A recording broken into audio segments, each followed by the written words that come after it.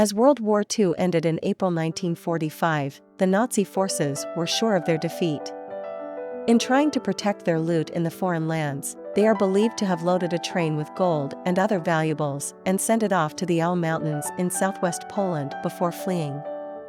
Before the US coined unidentified flying objects, famously known as UFOs, in the early 50s, World War II was rife with rumors of strange objects spotted in the sky. The mysterious things were initially brought to attention by the 415th Night Fighter Squadron and were thought to be secret weapons designed by the Axis forces. Some others believed it to be a natural phenomenon, and a radio operator, Donald J. Myers, even named it Foo Fighters in a direct reference to a famous cartoon strip called Smokey Stover. The Bermuda Triangle is one of the shocking mysteries plaguing our Earth since the mid-1900s, and the disappearance of Flight 19 immediately post-World War II helped validate the urban legend. As part of their training mission, a group of 5 Grumman TBM Avenger torpedo bow ************ from the U.S. Navy set out over the North Atlantic Ocean. A short while into their flight, they lost contact with the tower. A search operation was launched, but nothing came of it. In fact, the mariner sent to find the planes also disappeared off the radar. The military strike on Pearl Harbor by Japanese aircraft in December 1941 shocked the Americans and the world. A few months after the devastating incident, the citizens spotted a strange round object glowing orange on the Los Angeles skyline. Still reeling from the surprise attack on their airbase, the worst was assumed, and soon the mysterious object was targeted with over 1,400 shellings. Nothing was hit since no wreckage was found, but there's still a debate about its identity. While some chalk it down to war nerves, others claimed it to be a brightly colored weather balloon.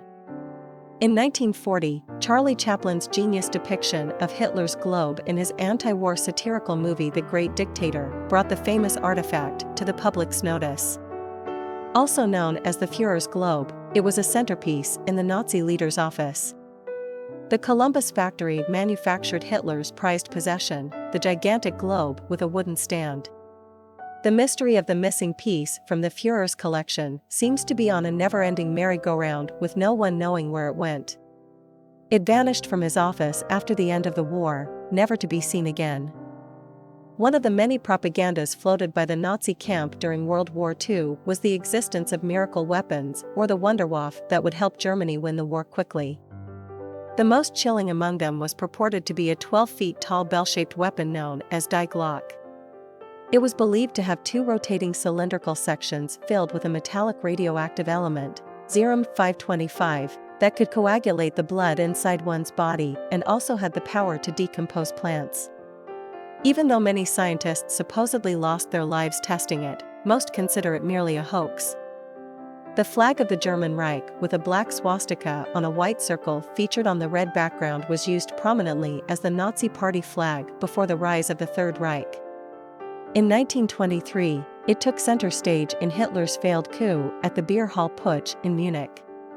During the attack, the flag got soaked with a soldier's blood and has since been referred to as the blood flag or the Blutfahne. Hitler supposedly used many replicas during the rallies that followed, and no one has spotted the original since its last appearance in 1944. Auschwitz is one of the most famous Nazi concentration camps, and for all the horrors that happened in the town, there was a mystery involved, too. In 2009, during an excavation on the site, a list was found containing the names of 17 British soldiers. The puzzle was, what was the list for? Were the soldiers ********************************************************************************************************************************************************************************************************************************************************************* Apart from that, some of the names on the list had marks beside them meant to indicate something. What that was, or the list's purpose, is something we may never know. World War II had close to 50 million casualties, although there's more mystery within those numbers. Over 70,000 Allied forces soldiers remain listed as MIA. Most of those men were lost within the Pacific Theater, where several factors hindered recovery efforts. Among them were the crew members of a B-24 bow ****, called Big Stoop, that was shot down at Palau in 1944, and for decades, the plane and its occupants were considered MIA. Finally, in 2004, a team of divers found the plane's fuselage, and it wasn't until 2010 that the soldiers' families buried the remains at the Arlington National Cemetery. The original amber room was built in 1701, and it was a chamber of gold-plated panels and mirrors installed in Catherine Palace in St. Petersburg, Russia. In 1941, German forces attacked the city and overran the Catherine Palace, taking apart the room before sending it to Königsberg, where it was reconstructed and considered priceless. An order from Berlin to move all looted artwork came in 1945, but details about the chamber's movement remain sketchy. There's speculation that it was shipped to Mamerki, Poland, but the reports are not conclusive. Well, the Russians opted to build another amber room, completed in 2003. The Nazi regime had its fair share of mysteries, and a secret polar base in Alexandria is one of them. Many believe the base was set up to collect weather data crucial to the war efforts, but its location has many people questioning the validity of this theory. The regime had an uncanny fixation with mythological artifacts, making many skeptics say the soldiers were tasked with recovering Norse mythology tools. Whatever the reason, the base remained operational till 1944, which coincided with the Soviets pushing west. Some experts are still studying the base's documents, hoping to get answers. Hermann Goering was a prolific person in the Second World War with close ties with Adolf Hitler. His capture and detention were a massive win for the Allied forces, but the man was as stoic as ever. Even when Hermann was given a chance to defend himself, he echoed the witnesses' statements, claiming he was unaware of the vile nature of concentration camps. Additionally, Hermann asked to be shot instead of being hanged, but his request was denied. Sadly, the man would poison himself with cyanide despite being under close surveillance, giving rise to many tall tales. The aftermath of World War II saw a lot of European infrastructures take a hit. Germany was the most affected, making traveling within the nation almost impossible.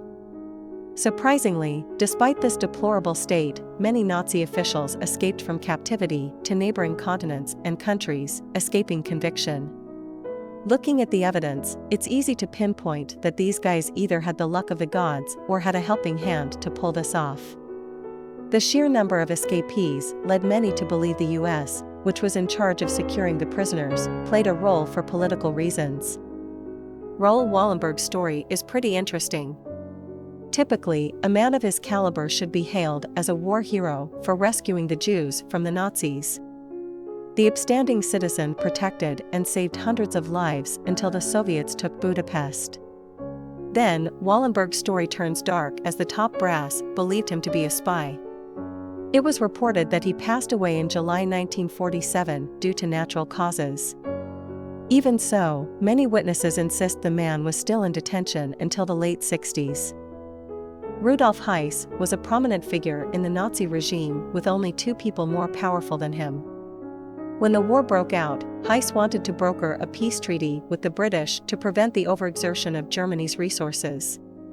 Unfortunately, upon landing in Scotland, Hess was arrested and detained.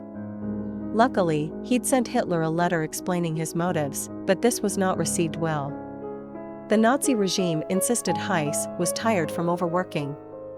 Meanwhile, in England, he was a PRI**** war until his untimely demise in 1987. Surprisingly, despite his arrest and detention, Hess was never charged with any CR***me.